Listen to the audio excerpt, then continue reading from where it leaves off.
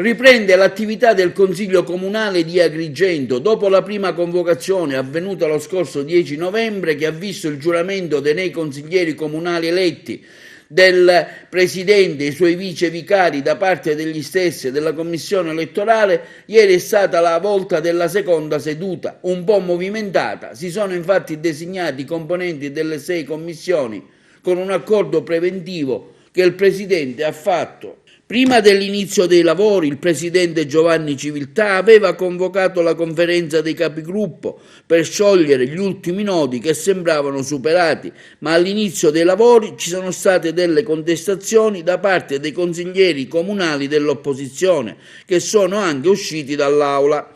Alla fine, nonostante tutto, sono stati scelti i componenti delle 6 commissioni, così suddivisi.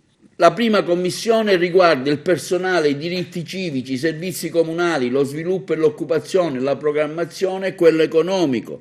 Della prima commissione fanno parte Nobile, Vaccarello, Vitellaro e Amato.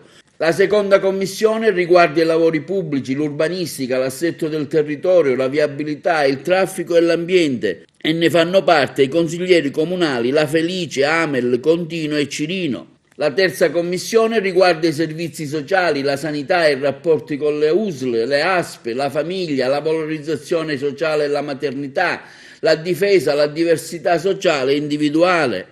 Della terza commissione fanno parte i consiglieri comunali Alfano, Firetto, Gramaglia e Settembrino. La quarta commissione riguarda invece le finanze, il bilancio e il patrimonio. Sono stati eletti i consiglieri comunali Cacciatore, Gramaglia, Vullo e Spataro, quindi la quinta commissione che si occupa di pubblica istruzione, cultura, sport, turismo, spettacolo.